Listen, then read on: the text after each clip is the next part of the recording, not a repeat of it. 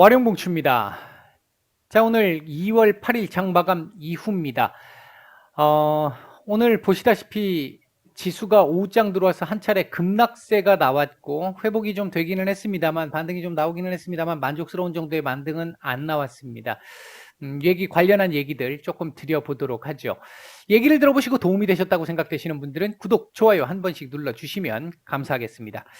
자, 오늘 오전에 시장이 어느 정도 좀 괜찮게 출발하는 모습이었었고 좀 불안불안하기는 했습니다만 그럼에도 불구하고 뭐 크게 나쁘지 않은 모습이긴 했습니다. 그러나 점심시간 정도를 지나면서부터 시작해서 그때부터 조금 조짐이 안 좋아지면서 조금 하락의 점심시간 말미쯤에서 급락이 조금씩 진행되기 시작을 했는데 그러니까 점심시간 무렵쯤에 전해졌던 얘기 중에 하나가 미국에서 중국 기업들 33개 정도의 중국 기업들에 대해서 규제를 한다라는 얘기였고 그 부분 얘기가 나오고도 뭐 크게 문제는 없었습니다만 그 이후에 나왔던 얘기 중에 하나가 미국이 대만에 한 1억 달러 정도의 패트리어트 무기 수출을 했다라는 소식이 전해지면서 급락으로 이어지는 모습이었습니다. 중국 시장 같은 경우도 2시에 오후장이 개장할 무렵 급락세를 더 만들어내고 출발을 하면서 우리 시장 하락을 더 키웠고요. 반면 한 2시 반 정도쯤 돼가지고부터 중국 시장은 다시 끄집어 올리기 시작을 했는데 우리 시장은 못 올렸고요. 끄집어 올리기 시작을 했다가 우리 시장 마감할 무렵에는 중국 시장이 거의 약보합에서 강보합 왔다 갔다 하는 보합권 전후의 흐름을 보여주었었고 우리 시장 마감하고 지금 얼마 되지 않았습니다만 지금 현재 시간에는 0.5% 이상 급반등이 지금 나타나고 있는 상태입니다. 한 가지 조금 애매한 부분은 이 부분은 조금 더 체크를 좀 해봐야 될 것 같은데 중국 증시를 제외하고 중국 상해 증시를 제외하고 그 외에 뭐 차스닥 쪽이든 아니면 심천 쪽이든 홍콩 쪽이든 이쪽은 일단 급락세가 그대로 진행이 되는 상태였어요. 아마 얘네들은 그 부분이 좀 작용이 됐던 것 같은데 중국 상해 증시가 지금 왜 올라왔는지는 조금 더 체크를 좀 해보기는 해야 될 것 같습니다. 반면 미국 시장 같은 경우도 아시아 시장 급락이 나오면서 그 구간에서 강보합권에서 약보합권으로 살짝 내려온 정도였고 이후 반등이 나오면서 다시 현재 강보합권으로 돌려놓은 정도의 상황입니다. 그러니까 미국은 큰 영향은 없었어요. 아시아 시장만 크게 영향을 좀 받은 상태인데 특히 우리 시장이 좀 가장 영향을 좀 크게 받은 그런 모습이기는 했습니다. 아마도 이 부분이 2017, 2018년도 그때 무렵에 처음 나타났던 트럼프 대통령에 의해서 처음 나타났던 미중 무역 분쟁 그 부분에 대한 학습 효과가 아니었을까 일단 이렇게 보고 있는데요. 당시 많이 힘들었잖아요. 그 미중 무역 분쟁이 좀 강하게 제시가 될 때, 이 얘기가 나오면서 불거질 때마다 시장 급락 나왔고, 그게 하루 이틀이 아니었고, 트럼프 대통령의 트윗, 말 한마디에 막 주가가 막 요동을 치던 아마 그런 부분들에 대한 기억이 시장의 학습 효과로 이런 모습을 만들어낸 것이 아닌가 일단 추정이 됩니다. 제 개인적인 생각으로는 그 당시에 그만큼 좀 어려웠었던 구간이었으니까. 한데 이게 좀 잘 한번 생각을 해보면요. 당시에 트럼프 대통령은 공화당이었습니다만 전통 공화당 스타일은 아니었고요. 오직 동그랑땡을 기준으로 움직였습니다. 결국 실리 위주로 갔다는 얘기죠. 그러면서 좀 억지스러운 측면들이 좀 많이 있었습니다만 칼자루를 쥐고 흔든 그런 모습이었습니다만 지금 민주당 정권이고 바이든 대통령은 접근 방식이 좀 다릅니다. 지금 뭐 무역 분쟁은 무역 분쟁이고 인권 문제는 인권 문제고 이렇게 따로 나눠서 움직이는 게 민주당이고요. 지금까지 그런 모습을 계속 보여왔는데 그렇게 계속 진행을 해오면서도 계속 이 평행선을 긋는 상태가 계속되고 있고 그리고 여기에 최근에 러시아와의 관계가 지금 상당히 안 좋아져 있는 상태에서 러시아에 뭔가 압박을 가해야 되는데 그 압박을 가할 수 있는 것 중에 하나가 강한 압박을 줄 수 있는 국가 중에 하나가 상징적인 국가 중에 하나가 중국인데 전통적으로 공산국가들이다 보니까 요번 베이징 올림픽에서 푸틴 대통령과 아주 또 정상회담을 하면서 주거니 받거니를 많이 했잖아요. 이 부분에 대한 불만을 조금 표시한 게 아닌가 일단 보여집니다.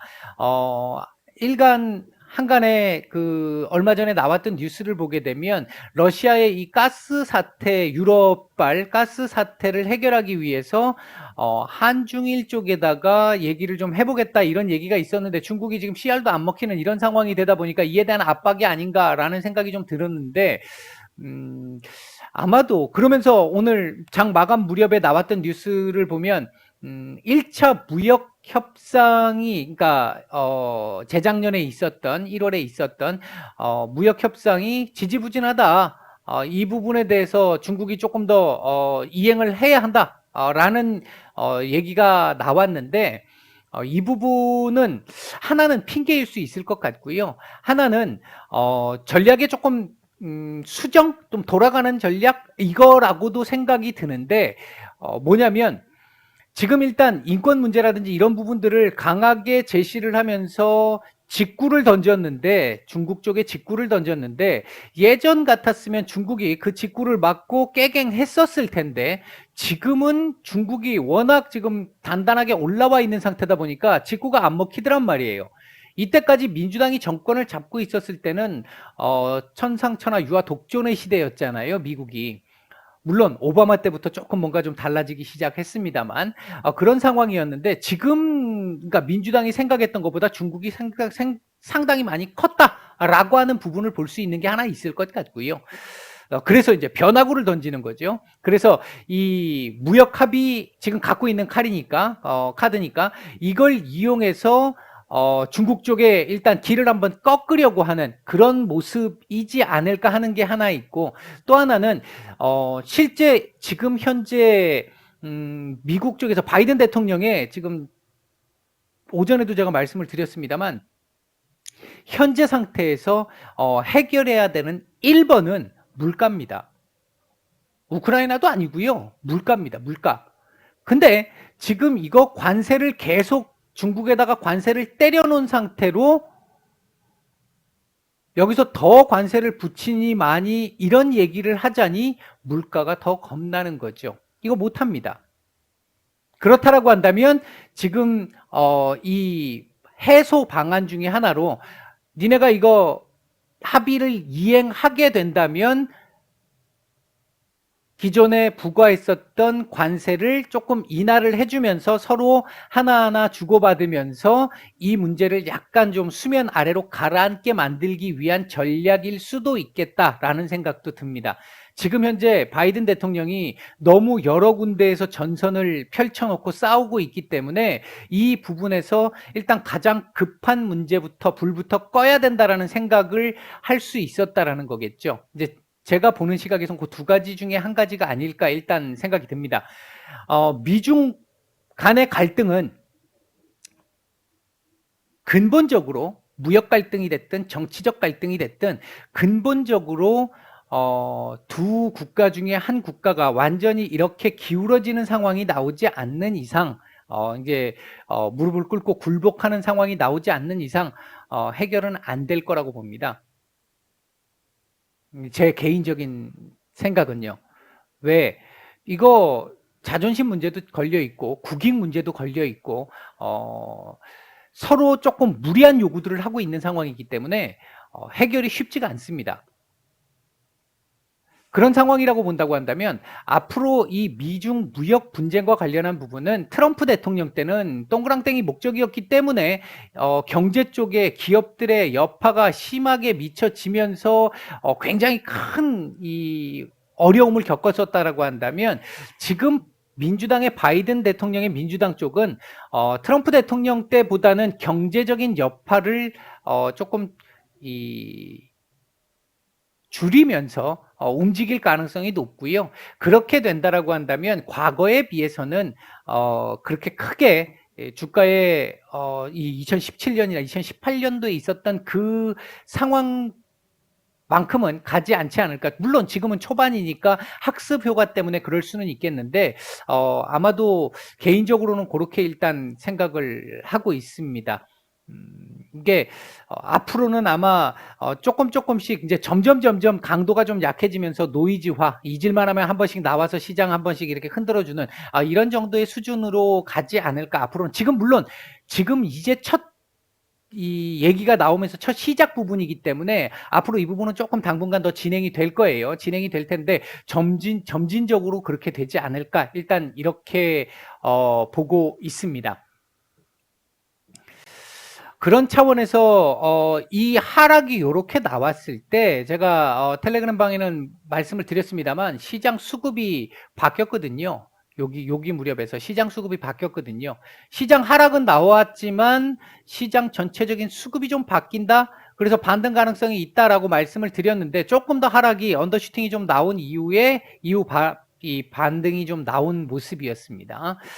일단 뭐 그런 정도였고 오늘 외국인들 선물 매수하면서 그나마 지수를 좀 받쳐준 정도의 흐름이었다라고 볼 수 있겠고 대신 코스닥 쪽에 오늘도 프로그램 매도가 많이 출회가 되면서 코스닥 매도가 많이 나와서 오늘 상대적으로 코스닥 좀 더 힘든 모습을 좀 보였던 하루였다.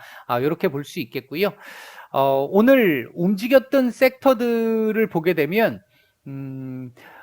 오전 시장에 조금 숨죽여 있었던 바이오 섹터들 조금 괜찮은 모습을 좀 보였었고요.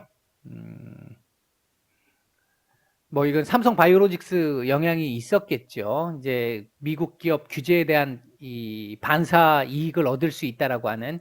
그리고 이제 가상화폐나 원자력 섹터들 움직임이 좀 괜찮았고 반면 리오프닝 섹터들 같은 경우에는 대체적으로 좀 윗꼬리를 다는 등의 모습이 좀 나타났다. 조금 아쉬운 모습이 좀 나타났다. 이렇게 볼 수 있을 것 같습니다.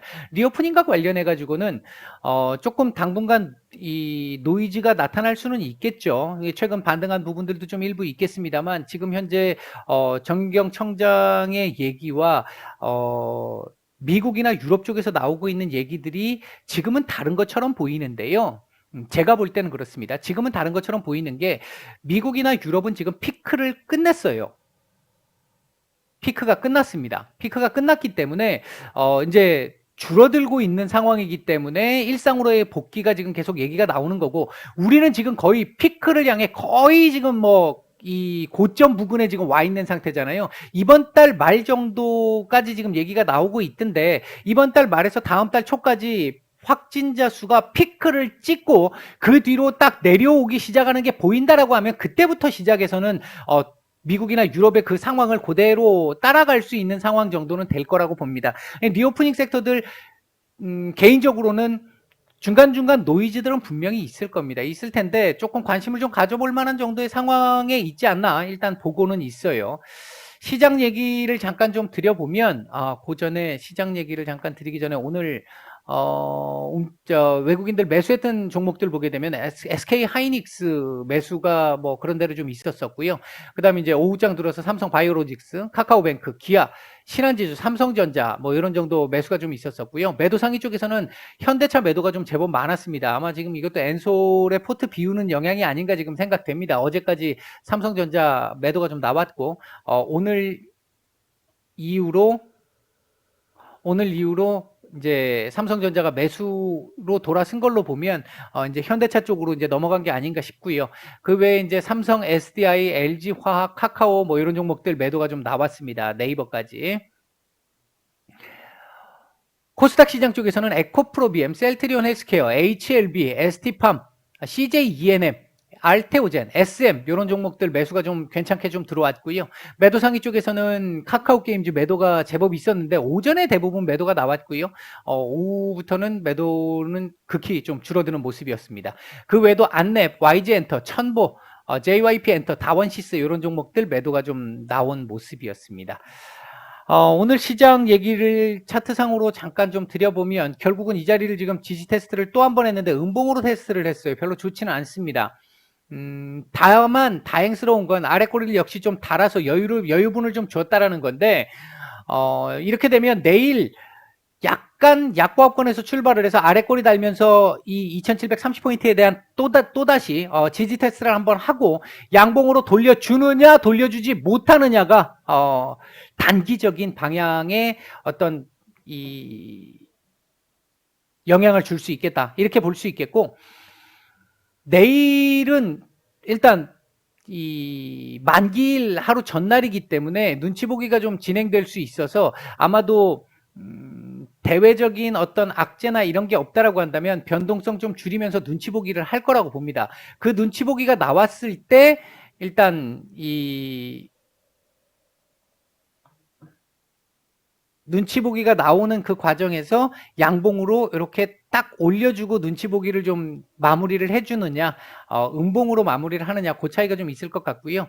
차트상으로는 이제는 눈치 보기가 오늘, 그러니까 내일, 모레 눈치 보기 나올 거고요. 미국의 CPI를 이제 기다릴 것 같습니다.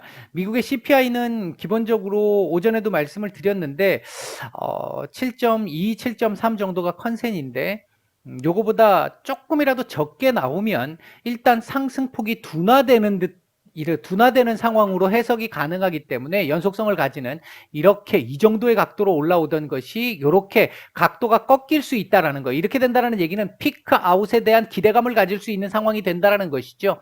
이제 이 부분을 확인을 한다면 시장은 조금 어느 정도 안도를 할 가능성이 상당히 높습니다. 지금 현재 미국 시장 같은 경우에는 3월 달, 어이구, 죄송합니다. 3월 달 50bp, 상승, 인상. 그리고 여기에, 금년 안에, 5회 이상의 금리 인상 가능성도 지금 반영이 되고 있는 상태인데, 엊그저께 지난주 금요일 날 고용보고서 때문에 더더욱이 그런 부분들이 강화되어 있는 상태인데, 일단, 이번 주 CPI에서 만약에 조금이라도 좀 완화되는 모습이 좀 나와주게 된다라고 한다면 아마 그 우려가 조금 줄어들면서 시장은 안정적인 모습을 좀 구가할 가능성이 좀 있겠다. 일단 이렇게 말씀을 드릴 수 있겠습니다. 오늘 좀 길게 말씀을 드렸는데 시장 얘기는 이 정도까지 말씀을 드리고 마치겠습니다.